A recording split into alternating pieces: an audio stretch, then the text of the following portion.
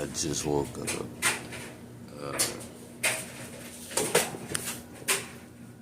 It's currently 1 to 2 o'clock.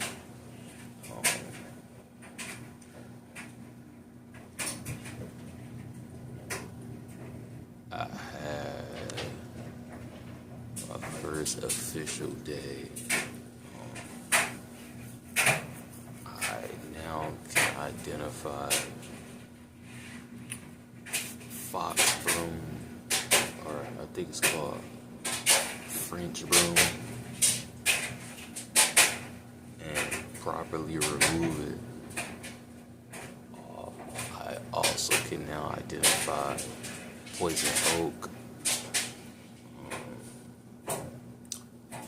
and that's why I'm doing this right now. For the last 2 days, I've been in contact with poison oak, but today, well, kind of yesterday, we were like really up on it, really close on it and everything. So I had to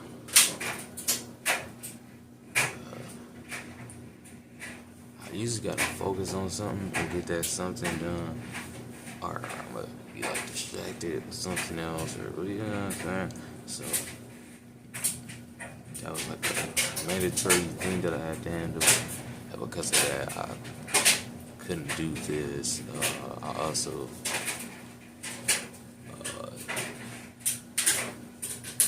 been happening to, I don't know. So tomorrow is like one of the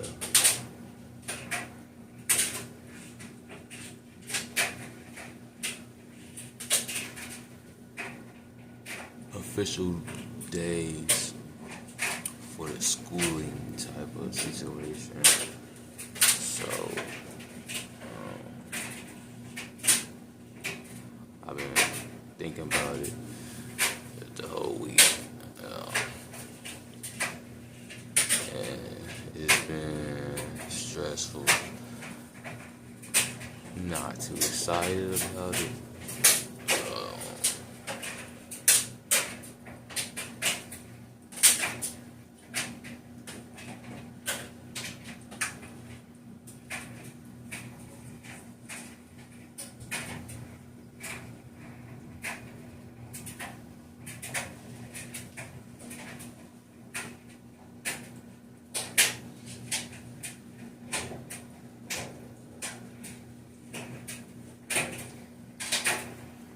Yep. So they told us how to identify poison oak. Yesterday I spotted it a few times. So today I knew what to look for as well. Granted, it's pretty good at camouflaging and blending in with other stuff. So it was a couple of times where I actually touched it with my glove, and by the time I made it up to the top of the stem, I knew it was that or something like that. There was a weed, like a purple bud on it, and it kind of was doing the same thing as well. Blending in and looking like the other flower that we were derooting. There's another word for that. Looking like that. I was really trying to make sure during that process that I was actually removing the root, because it seemed like that was the most important part that they kept stressing.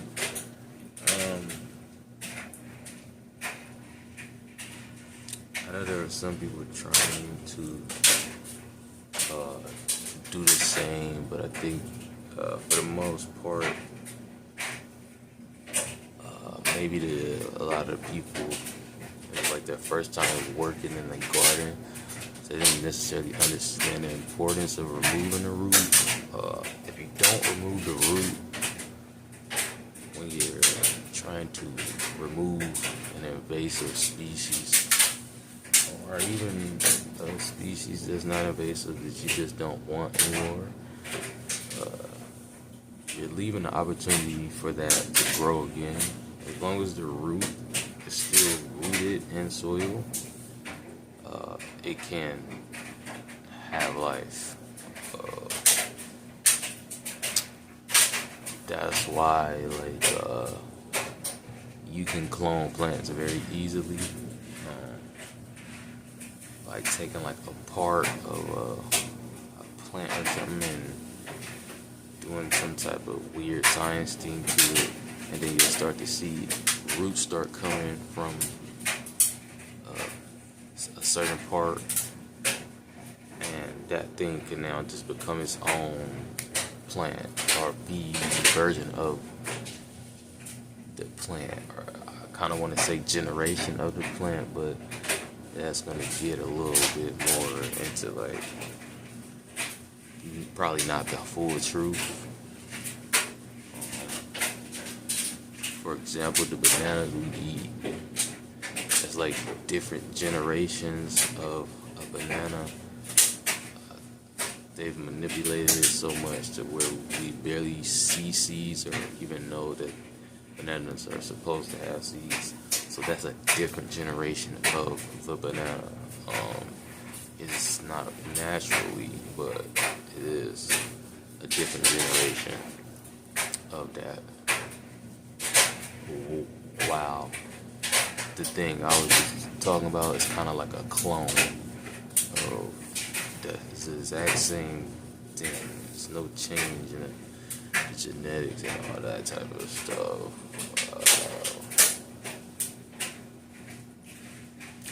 And I don't really know what I was talking about.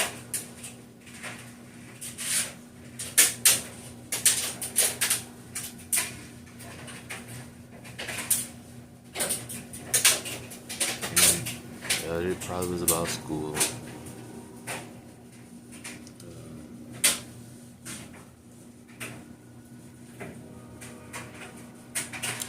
I can identify certain tools now and use them. It seems like it's difficult to remember the actual names, but I can remember the nicknames. Besides like a rake, a leaf rake, I can understand and know what that is by seeing it. As well as the steel rake. They had pointed shovels, had rounded shovels, they had flat shovels, they had the big shovels that you kind of see like people use with snow. All of them have their own different names. A couple things that look like some axes, but they weren't axes. I don't know what they were. Some stuff for like creating trails. I'm not supposed to be touching my face or pretty much anything. I did the protocol to remove said oil residue risen from the poison oak, not poison ivy. It's something I learned today. Out here on the West Coast, we don't have poison ivy. That's native to the East Coast. We have poison oak, but surprisingly, I've never even heard of poison oak. So I think everybody out here is just called poison ivy. Call poison oak poison ivy because that's what everybody is used to saying and used to hearing. Even when I looked up how it's a way to maintain, not maintain, how is a way to remove poison oak from like stuff that you touched and all of that.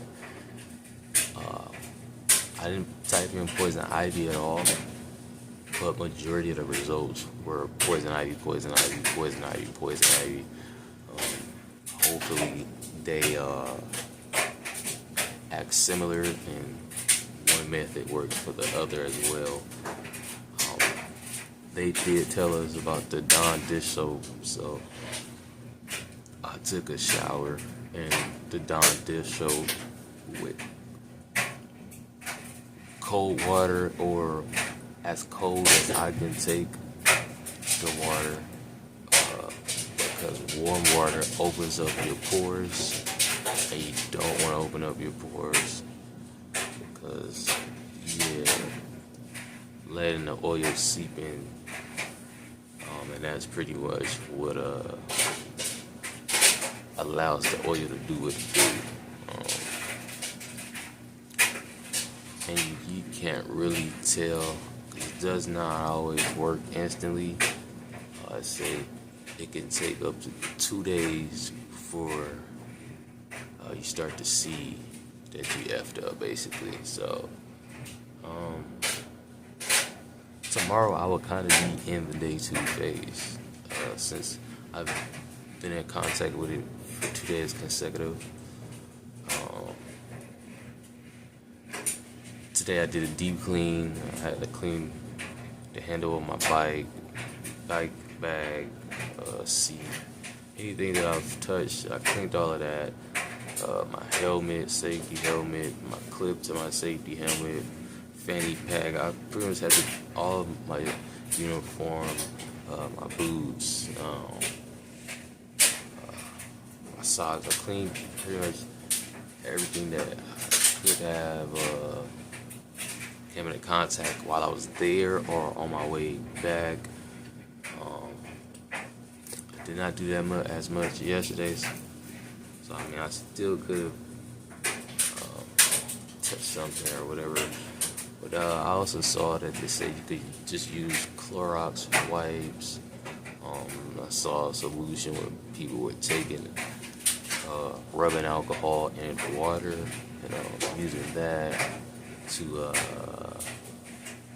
I guess effectively remove oil from stuff. One thing I was not really able to clean was my backpack, and I think that's probably one of the things that needs to be cleaned the most, because I had my backpack the whole time I was working, and I know it was like brushing up against stuff and touching stuff. So I'm gonna have to figure that out. I'm thinking about taking some disinfectant spray and maybe put it on there. The thing about the oil, I think you need something to kill it, but you might also need something. I don't know if you were to dry it out, if that is killing it. I know rubbing alcohol would dry it out, so maybe that's why they were saying do it. I don't know. But yeah, as I was saying, I'm not supposed to be touching my face and everything, because I pretty much don't know yet if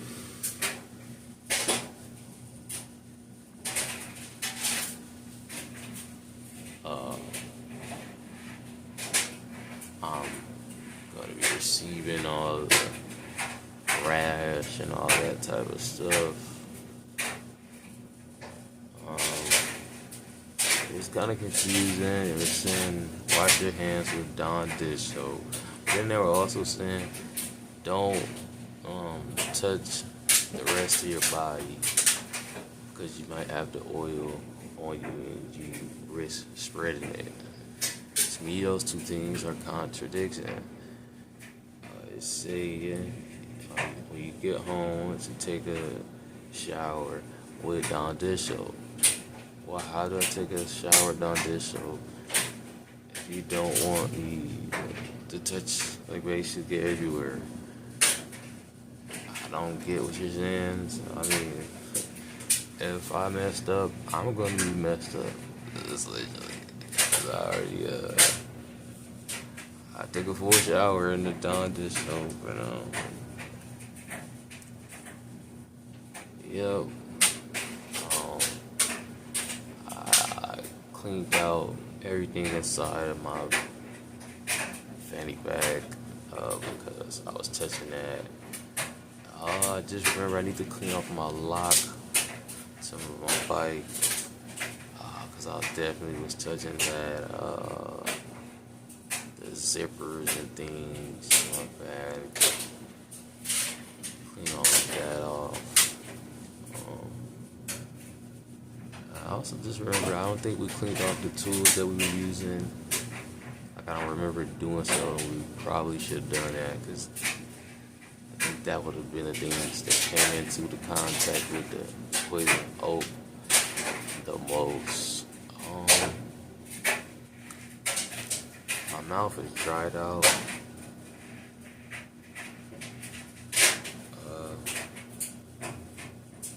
I've been drinking this tea concoction. When I woke up, I felt like kind of dehydrated, like my mouth and stuff. Now I'm feeling it again, so I'm guessing that means I probably should be drinking water. So I'm gonna make sure to do that, or try to make sure to do that. Essentially, tomorrow is nerve-wracking. Mentally, I don't know how things is gonna go. This is one of the parts I was like the most worried about. Other than the hike, now the hike, I don't. Even when I was worried, I wasn't worried. I guess the thing was 5 miles, right? That's what I was scared of. Like, oh, how much is that? How far? But I feel like I shouldn't have been scared. I walked well over 5 miles in like one walk, multiple times throughout my life. And playing basketball, you may not be getting necessarily 5, but you're getting very close to that. Like, per time you do the workout. So I mean, I don't know. Maybe I shouldn't say that, but I guess it depends on how long you're playing. I had multiple times where I played like 8 hours of basketball, and kind of didn't like register that was happening until afterwards. It's usually somebody else who brings it to my attention. I don't really even be paying attention. I've been able to successfully do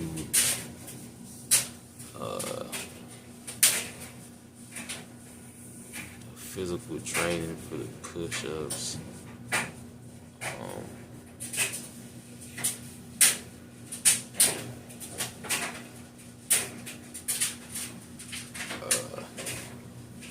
I've been putting a little bit of salt in my tea, and it kind of seems like it's been rapidly healing the soreness that I'm having from carrying the tools. I'm not that strong. Well, I think I'm a little bit stronger than I remember, or that I'm used to being. It's like these, I call them, I think I was supposed to be talking about that. That's where this conversation was going. The tools. Weed wrench, we have to use that. It's essentially a thing that you use to deroot trees or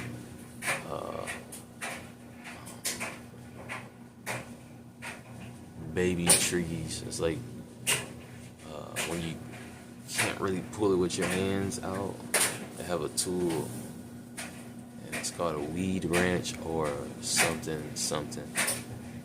I couldn't remember the something. I probably wasn't gonna remember something. because of the name not being that catchy and all that. So I knew that I was gonna forget it.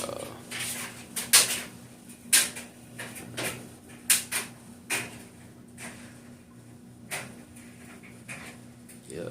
So I mean, tomorrow, to me, it's gonna be like the day.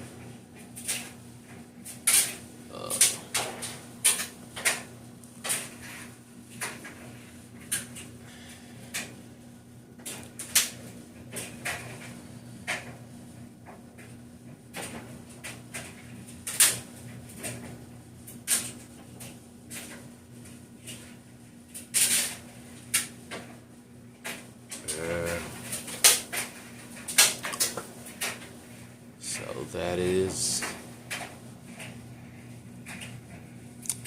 that. I guess we're going to. Yeah, I seen the setting. That's the other thing. So there's like a building A and a building 2, and a building B. And building B is like, first off, a way better campus or whatever. But it has like the technology and everything. The what do you call it? Amenities. The stuff. It has a lot more stuff. I saw a lot of art. It really caught my eye. I like how open it is. The lighting situation. Yeah, very great, very great. Now, site A, which I've been at, it's more like, you pretty much know you're there to work. They had like areas and all that, but for the most part, you can kind of see that. Yeah, this is really like a work. It's more dirty and gritty. The other place is very kind of like a tech space type of vibe. Technology's closer to being more modern. Have like little stuff for like to catch people's eyes, fountains, little extra stuff. I saw a piano way in the back, and I immediately went over there to try to mess around with it. Like I said, I was seeing people art. I walked through, saw a bunch of like the different spaces. I just passed gas use. Yeah. A bunch of different like what do you call the room for people that's theirs exclusively, but like for business, that like offices and like classrooms. And there was an upstairs, but I didn't go upstairs. So I don't know what's up there. But yeah, I don't know if there's a place for the bike. So I'm gonna have to figure that out. I'm gonna try to get there early. I saw it at a couple of places. That's good that I've seen. And it also reminded me, because I kind of forgot, another work experience that I had that I don't remember that I had. Now I remember that I had. So I gotta also put that and stuff. But I don't really like putting like where you work and all that, because they ask you like when was the start date and when was the end date. I never keep track of that type of stuff. I don't understand why you need to keep track of that type of stuff. It's just overly. It's knowledge that I feel like you don't need anymore, which is why I don't keep it. It's like I don't make an active effort to remember. Like, oh yeah, I worked here this month of this year, and I didn't stop working there to this month of that year, like, or even the years, like, oh, I don't know, man. It's kind of irritable. That's a thing that I gotta thingy. I don't know. Kinda just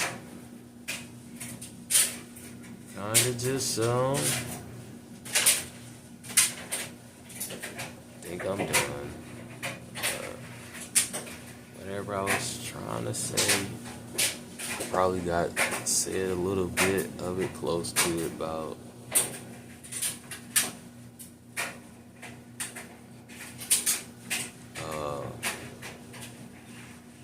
hopefully I'm able to be heard. The dryer is running.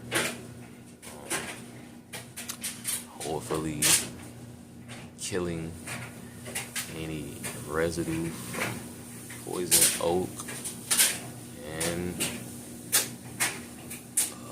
getting me prepared for the start of the next week, because there's a 3-day weekend, and I gotta remember that. So that's gonna be something that I hope I remember and don't forget, and show up, and not show up on a day that's not a day to be showed up on, and all that stuff.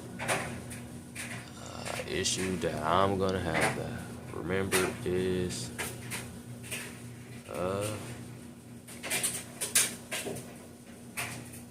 at Amazon, when I worked there, the dress code was not a dress code. It wasn't a uniform.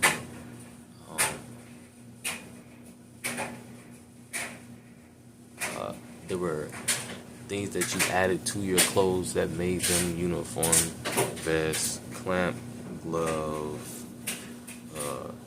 Now your shoes were mandatory to wear at all times. You needed non-slip shoes. That was comp toe, steel toe. I'm actually using those shoes for this current situation that I'm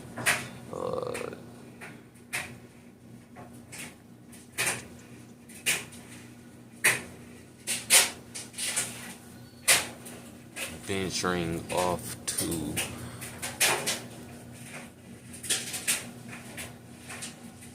It took a lot to find that word. I don't know what I was talking about.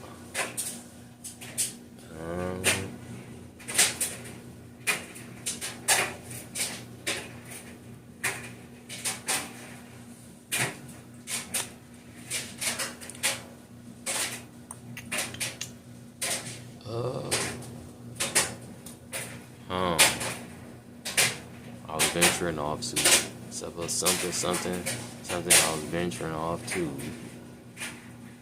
Talk about boots, venturing off to, well, equipment, uniform. So using a piece of that uniform. Okay, yeah, so with this situation, the Fridays is a day that's essentially a day of schooling and training. So on that day you don't have to wear a uniform. That is gonna be the biggest issue I'm gonna have to deal with, or figure that out. Because also there's a different time to be there. There's also a different location to be at. Amazon. I kind of just knew. It's always the same location. And, I just need to wear the shoes. Everything else I can get while I'm there. I have a vending machine of all that stuff that you need to put on and blah blah. So if I ever forget any of that stuff, which I have multiple times, I can just re-grab it. This situation, very much different. The uniform is mandatory.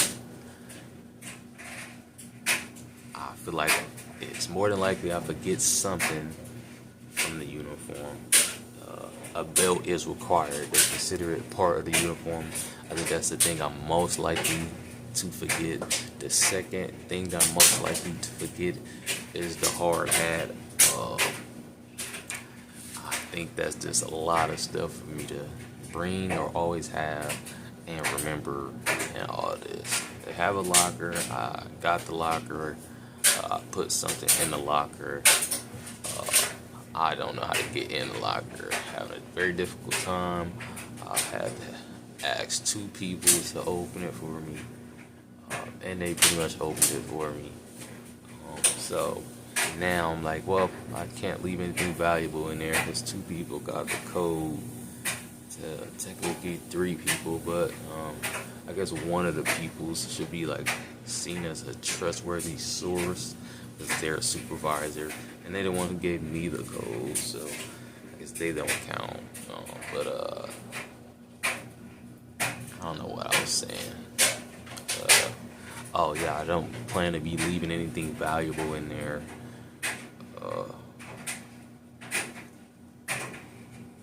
And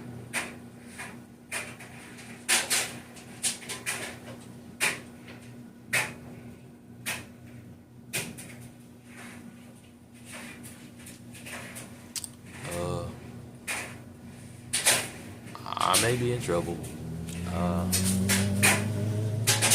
today because it's probably 2 o'clock and I should be asleep. But this happened before, and this happened all throughout life.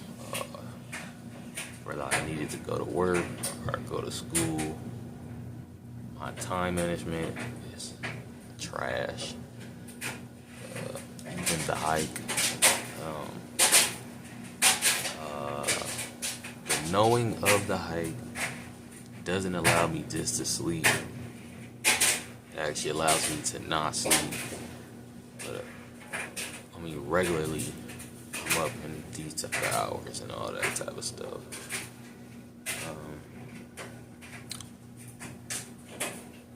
I think I talked enough.